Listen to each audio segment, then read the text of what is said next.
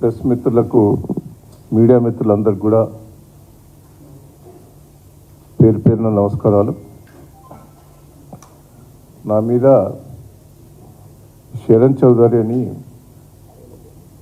ఆరోపణ చేసి నా మీద ఒక CMPSలో పిటిషన్ పెట్టిందని నిన్న ప్రెస్ మీడియాల ద్వారా తెలవటం జరిగింది.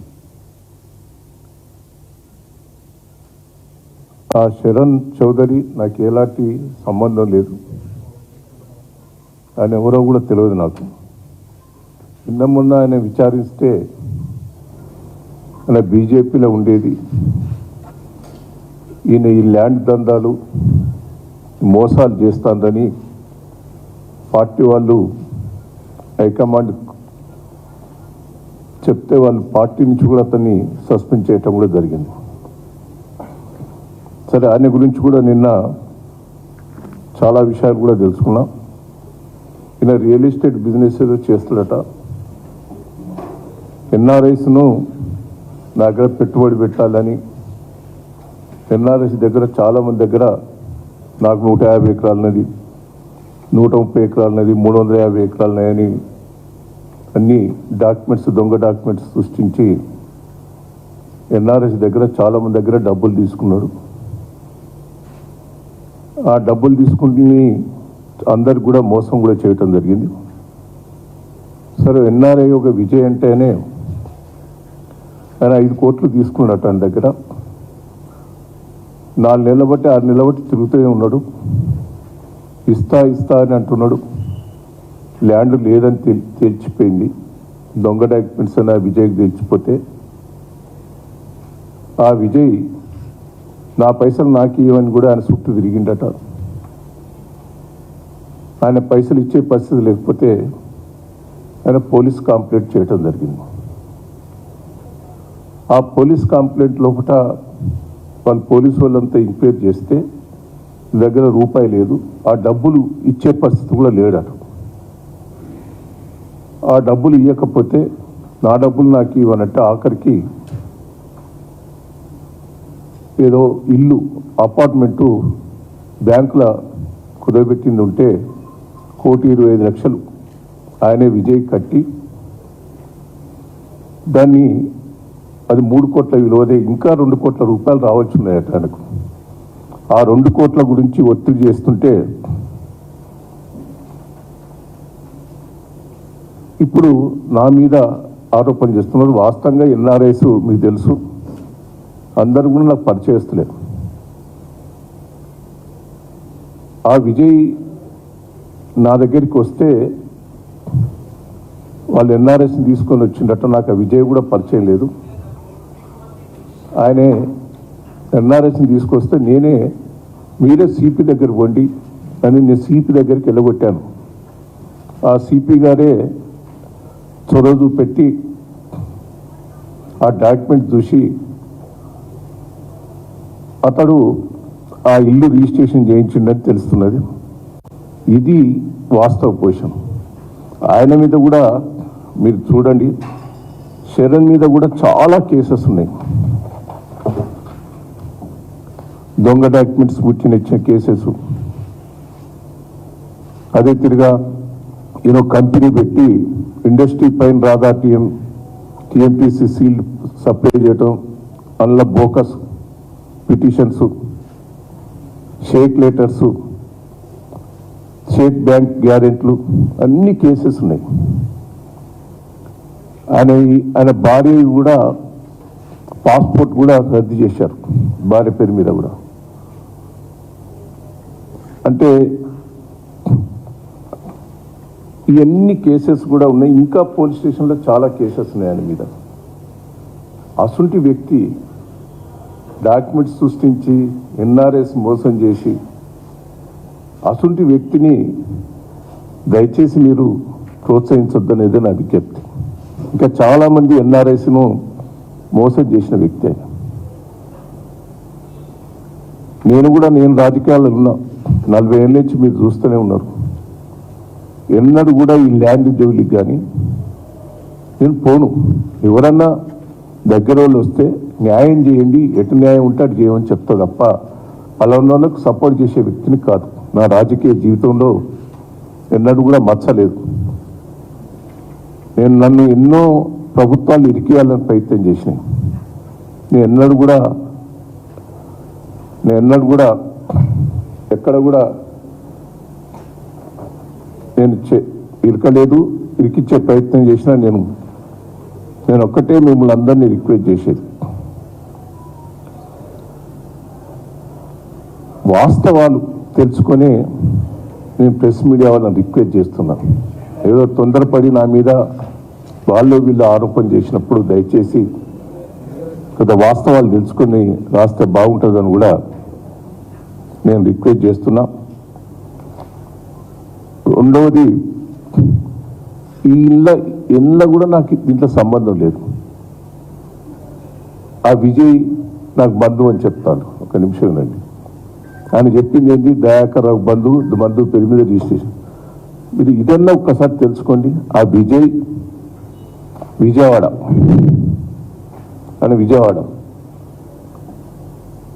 ఆయన మా క్యాస్ట్ కూడా కాదు, కాపు అంటున్నారా మీరు. అసలు కూడా బంధువు అని నా తప్పుడు ఆరోపణలు చేసి ఇవన్నీ కూడా పొలిటికల్గా ఎవరు లబ్ధి పొందాలనేది, నన్ను ఇబ్బంది పెట్టాలనే ప్రయత్నం చేస్తున్నారు. సరే, మీకు తెలుసు, నేను ఎన్నో కేసులు ఎదుర్కొన్నా. రాజశేఖర్ రెడ్డి పిల్లలు చూశారు మీరు. నన్ను ఓబ్లాపురంలో పోలీసులతో కొట్టించి జైల్లో పెట్టారు. మహారాష్ట్రలో బాబ్లీ ప్రాజెక్టు మీద కేసులు పెట్టి జైల్లో పెట్టారు. వరంగల్లో కూడా కొంతమంది ఆ రోజు ల్యాండ్ కబ్జాలు చేస్తే నేను ధర్నా చేస్తే నేను జైల్లో పోయాను. ఉద్యోగ పేర్లో కూడా జైల్లో పోయాను. ప్రజల కోసం నేను పోరాటం చేశాను తప్ప ఎక్కడ కూడా ఇంతవరకు ప్రజలకు కానీ ఎవరికి కూడా అన్యాయం చేసిన చరిత్ర లేదు. కావాలని సృష్టించి నా మీద తప్పుడు ఆరోపణ చేస్తే దయచేసి దీన్ని వివరణ చూసి ప్రెస్ మీడియా వాళ్ళందరూ కూడా రాయాలి. ఆ విజయ్ది కూడా మీరు ఒక్కసారి, ఆయన కూడా అమెరికా నుంచి పంపించాడు విజయ్. ఆయన వీడియో నాకు ఆయనే ఫోన్ చేసిండు. ఆయన నాకు ఎవరో కూడా సరిగ్గా పరిచయం లేదు. ఏదో నా దగ్గరకు ఒకసారి వచ్చిండట, నాకు ఫోన్ చేసి నా వీడియో పంపిస్తున్నా అన్న, నేను ప్రెస్ మీడియాకు కూడా అందరికి కూడా పంపిస్తున్నా, వీడియో ఒక్కసారి చూడు అని ఆ వీడియో కూడా పంపించారు. ఒక వీడియో మీరు అందరూ కూడా చూడవలసిందిగా విజ్ఞప్తి చేస్తున్నా. ఇది ప్రెస్ మీడియాలో కూడా తెలియజేయవలసిందిగా. అందరికీ గుడ్ ఈవినింగ్ అండి. నేను విజయ్ మాట్లాడుతున్నాను ఎడిషన్ లీగేషన్ నుంచి. ఈరోజు ఉదయం కొంతమంది మన మిత్రులు నాతో ఒక వీడియో షేర్ చేయడం జరిగింది. అందులో ఈ శరణ్ చౌదరి, వడ్డేపల్లి శరణ్ చౌదరి అనే ఒక అతను రియల్ ఎస్టేట్ వ్యాపారం చేస్తున్నాను, మీరు నాకు నా కంపెనీలో నాతో పాటు పెట్టుబడి పెట్టండి, నాకు ఒక 20 కోట్లు తీసుకొచ్చి ఇన్వెస్ట్ చేయండి, మీకు అధిక లాభాలు ఇచ్చి మీకు రిటర్న్స్ ఇస్తాను, మీ ఇన్వెస్టర్స్ అందరికీ చాలా హెల్ప్ అవుతుంది, అట్లాగే మాకు కూడా హెల్ప్ అవుతుంది అని చెప్పేసి మాకు చెప్పి మాకు దొంగ డాక్యుమెంట్లు చూపించి ఎన్ఆర్ఐ అయిన నేను దాదాపు అమెరికా వచ్చి 20 సంవత్సరాలు అవుతుంది. ఎన్ఆర్ఐ నన్ను మోసం చేయాలనే ఒక దురుద్దేశంతో అతనికి 1 ఎకరం కూడా రిజిస్ట్రేషన్ కాకుండా నా పేరు 350 ఎకరాలు ఉందని నన్ను నమ్మబలికి నన్ను మోసం చేసి నా దగ్గర 5 కోట్లు అడ్వాన్స్ తీసుకొని ల్యాండ్ రిజిస్ట్రేషన్ చేస్తామని చేయకుండా 3-4 నెలలు ఆపి, తర్వాత మేము రిజిస్ట్రేషన్ చేయండి అని వెనకబడితే 6 నెలలు టైం గడిపి చివరికి నా ల్యాండ్ రిజిస్ట్రేషన్ చేయట్లేదు, నా డబ్బులు ఇవ్వకపోతే మేము వేరే దిక్కు లేక ఎవరిని అప్రోచ్ అవ్వాలో తెలియక, అక్కడ ఎవరితో మాట్లాడాలి, ఎలా మాట్లాడాలో, ఎక్కడ స్టార్ట్ చేయాలో తెలియక ఒక హై లెవెల్లో ఒక కమిషనర్ ఆఫీస్లో వెళ్ళి కంప్లైంట్ చేయాలని చెప్పే ఉద్దేశంతో ఎర్రబెల్లి దయాకర్రావు గారిని కలవడం జరిగిందండి. ఎర్రబెల్లి దయాకర్రావు గారు ఇక్కడ తానా కన్వెన్షన్కి మా మిత్రుడు ఒక ఆయన, మా క్లోజ్ ఫ్రెండ్, ఆయనతో ఒకసారి మాట్లాడాలండి, ఇట్లా జరిగింది, మమ్మల్ని చీట్ చేశారు ఇట్లాగా అని చెప్తే ఆయన మా వర్షన్ ఇంటాకి ఒప్పుకున్నారు. వెళ్ళి సార్ ఇట్లా జరిగింది, మాకు అన్యాయం జరిగింది, మాకు ఇట్లా ఎన్ఆర్ఐస్ అయిన మమ్మల్ని ఇలా మోసం చేశారని చెప్తే ఆయన మీరు ఇది పోలీస్ శాఖ వారి సహాయంతో మీరు రిజాల్వ్ చేసుకోవాలండి, నేను ఇందులో ఎక్కువ మీకు హెల్ప్ చేసేదే ఉండదు అని చెప్పి ఆయన అప్పుడు కమిషనర్ మన సివి ఆనంద్ సార్ దగ్గరికి రెఫర్ చేశారు. నేను పర్సనల్గా వెళ్ళి సివి ఆనంద్ గారికి నాకు కంప్లైంట్ ఇచ్చి ఇట్లా జరిగిన విషయం, ఇట్లా డబ్బులు అడ్వాన్స్ ఇచ్చామండి, ఇట్లా 5 కోట్లు శరణ్ చౌదరికి ఇచ్చిన సంగతి కంప్లైంట్ రూపంలో ఆయన మాకు ఇచ్చిన డాక్యుమెంట్స్ అన్ని మొత్తం సార్కి సబ్మిట్ చేసి ఇతని మీద చర్యలు తీసుకొని మా డబ్బులు మాకు ఇప్పించాల్సింది, మాకు న్యాయం చేయమని కోరాం. దయాకర్ రావు గారు ఈ విషయంలో మాకు న్యాయం చేయడం కోసం మాకు సహాయం చేశారు తప్ప నాతో ఆయనకు ఎటువంటి వ్యాపార లావాదేవీలు కానీ, రాజకీయ లావాదేవీలు కానీ, మరే ఇతరైన కుటుంబ వ్యవహారాలు కానీ, బంధుత్వాలు కానీ ఎటువంటివి ఏమీ లేవండి. ఇది ఒక ఎన్ఆర్ఐకి జరిగిన అన్యాయానికి ఆయన పర్సనల్గా మేము వెళ్ళి రిక్వెస్ట్ చేయడం వల్ల ఆయన హెల్ప్ చేయడం జరిగింది తప్ప ఇందులో ఆయనకి ఎటువంటి సంబంధం లేదు, ఎటువంటి అనుబంధం లేదు. అట్లాగే ఈ శరణ్ చౌదరి అతను మాకు ఇవ్వాల్సిన డబ్బులు మాకు ఇప్పించండి అని న్యాయం చేయమండి అంటే పోలీస్ స్టేషన్ వాళ్ళు మమ్మల్ని పిలిచి ఎంక్వైరీ చేసినప్పుడు మీకు రావాల్సిన మొత్తం 5 కోట్లు మీకు ఇప్పిస్తామని చెప్పి మేము ఎక్స్పెక్ట్ చేసాం. మాకు 5 కోట్లు ఇవ్వకపోగా మా దగ్గర డబ్బులు లేవని చెప్పి నేను ఇప్పుడు మొత్తం డబ్బులు ఇవ్వలేను, మీకు ఇమీడియట్గా కావాలంటే నా ఫ్లాట్ రిజిస్ట్రేషన్ చేస్తానని చెప్పేసి అని ఆ ఫ్లాట్ మీద కూడా 1,20,00,000 రూపాయల లోన్ ఉంటే ఆ లోన్ కూడా నేను కట్టి నేను రిజిస్ట్రేషన్ చేసుకోవాల్సి వచ్చింది. ఎందుకంటే మీకు ఈ డబ్బులు కూడా రావు, అది కూడా రిజిస్ట్రేషన్ చేసుకోండి, లేకపోతే మీకు ఉన్న డబ్బులు పోతాయి. ఈ రోజుకి మాకు 5 కోట్లు మాకు 2.5 కోట్లు ఇచ్చాడు, ఇంకా 2.5 కోట్లు రావాలి. ఆ 2.5 కోట్లు అడుగుతున్నామని మా మీద ఎదురు దాడి చేయడం మొదలుపెట్టాడు. అట్లాగే ఇతను పార్ట్నర్ రాహుల్ చౌదరి ఉన్నాడు. అతను కూడా ఏంటంటే వీళ్ళిద్దరు కలిసి ఈ కొత్తగా ఈ నాటకం స్టార్ట్ చేశారు.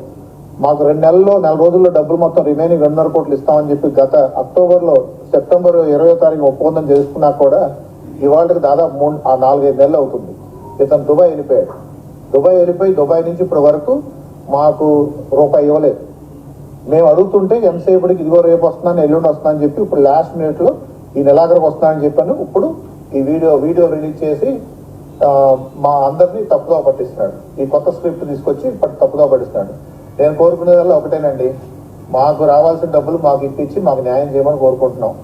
అంతే తప్ప ఇందులో దయాకర్ గారికి ఎటువంటి సంబంధం లేదు, మరే ఇతరత్ర ఎటువంటి రాజకీయ నాయకులకి ఏ సంబంధం లేదు. ఇది పూర్తిగా ఒక ఎన్ఆర్ఐకి ఒక ఫ్రాడ్, ఒక ఇంటెంట్, మోసం చేయాలి అచ్చంగా ఇదే పని. ఇంతకుముందు దాదాపు 10-15 మంది ఎన్ఆర్ఐలను మోసం చేసిన చరిత్ర ఉంది. మీరు ఒకసారి ఆ శరణ్ చౌదరి చరిత్ర చూసుకోండి, ఒకసారి అతను బ్యాక్గ్రౌండ్ చెక్ చేయండి. అతని మీద ఏం కేసులు ఉన్నాయి. రాధా టీఎంటీ వాళ్ళ దగ్గర దాదాపు 7 కోట్లు చీటింగ్ కేసు నడుస్తుంది, చెక్ బౌన్స్ కేసులు నడుస్తున్నాయి. పైగా అతను పాస్పోర్ట్ సీజ్ అయింది, బంజారాహిల్స్లో కేసులు నమోదై ఉన్నాయి. అట్లాగే ఇంకా పలు ఎన్ఆర్ఐలు మోసం చేసిన సందర్భాలు ఉన్నాయి. కొంతమంది బయటకు వచ్చి చెప్పుకోలేని పరిస్థితిలో ఉన్నారు. నేను కూడా ఈ రోజు వరకు కూడా ఎక్కడ మీడియాకి ఎక్కడ బయట రాలేదండి. ఈ రోజు వరకు కూడా మేము కామ్గా సరే తప్పు జరిగింది, మనం ఎందుకు మళ్ళీ ఇదంతా అలర్ట్ చేసుకోవడం అని చెప్పేసి అని మేము కామ్గా ఉండి మా వ్యాపారం మా బిజినెస్ మేము చేసుకుంటుంటే ఈరోజు మాకు ఎదురొచ్చి మళ్ళీ ఇతను కొత్త కాన్సెప్ట్, కొత్త స్క్రిప్టులు తీసుకొని రోజుకు ఒక మనిషిని తీసుకొచ్చి ఎట్లా చేశారని చెప్పి ఏదో రాజకీయ మలుపు తిప్పి దీని ఏదో కొంత అడ్వాంటేజ్ చూస్తున్నారు కానీ వాస్తవానికి అది కాదండి. ఇది శరణ్ చౌదరి అతను ఒక ఫ్రాడ్స్టర్, ఒక సీరియల్ అఫెండర్. అండ్ అతనికి ఈ ఎన్ఆర్ఐస్ ని సాఫ్ట్ విక్టిమ్స్ గా టార్గెట్ చేయడం, వాళ్ళని మోసపుచ్చి వాళ్ళ దగ్గర డబ్బులు తీసుకోవడం, పరారవడం, ఇది అతని నైజం. ఇట్లా చాలా మందిని మోసం చేశారు. చాలా మంది భయపడుతూ ఎవరు టీవీ ముందుకు కానీ ప్రెస్ ముందుకు కానీ రావట్లేదు. నాకు దయించి నేను మీడియా వారికి కూడా ఈ సందర్భంగా తెలియజేసేది ఏమనగా, వారు ఒకసారి ఇలాంటి కథనాలు ప్రచురించే ముందు ఇందులో ఆథెంటిసిటీ ఎంత ఉంది, ఎంతవరకు నిజ నిజాలు ఉన్నాయి అది కూడా ఒకసారి బేరీజు వేస్తే బాగుంటుందని నా విన్నపం అండి. అట్లాగే నేను సదరు రాష్ట్ర ప్రభుత్వాన్ని కూడా ఈ సందర్భంగా మాకు న్యాయం చేయాలని కోరుకుంటూ, అట్లాగే ఈ విషయాన్ని తగు చరణ్ చౌదరి ఎవరైతే మమ్మల్ని మోసం చేశాడో అతని నుంచి మా డబ్బులు కూడా మాకు వీలైనంత త్వరగా ఇప్పించాలని కోరుకుంటున్నాం. థ్యాంక్ యూ అండి.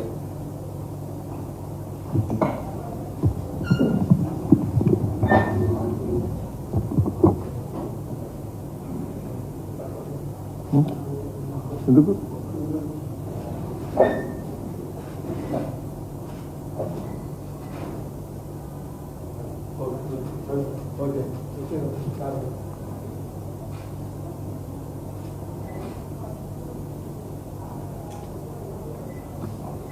అయ్యా అనుమానాలు వేనే ఏమన్నా ఉన్నాయా?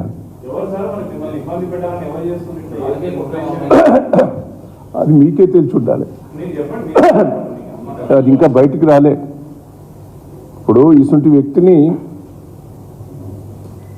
ఇసుంటి కేసెస్ పరిమితం ఉన్నాయి, ఇంకా తీసుకోలే. పోలీస్ స్టేషన్లో, బంజారా పోలీస్ స్టేషన్లో చీటింగ్ కేసులు ఎన్నో ఉన్నాయి, ఎన్ఆర్ఎస్ మోసం చేసి. అసలు వ్యక్తి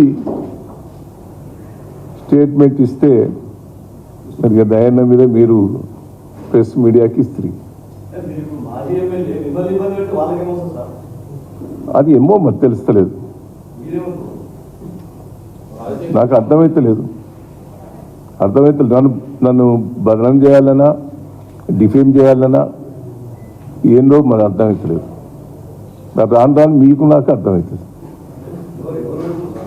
ఏందనేది తెలుస్తలేదు. బ్యాక్గ్రౌండ్ ఎవరు రిలీజ్ చేస్తాడు, ఎక్కడి నుంచి వస్తున్నది అనేది కూడా కరెక్ట్ క్లారిటీ వస్తలేదు. నేను ఆయన గురించి తెలుసుకుంటే, విజయ్ గురించి తెలుసుకుంటే నిన్న ఇయ్యాలి అదే పని.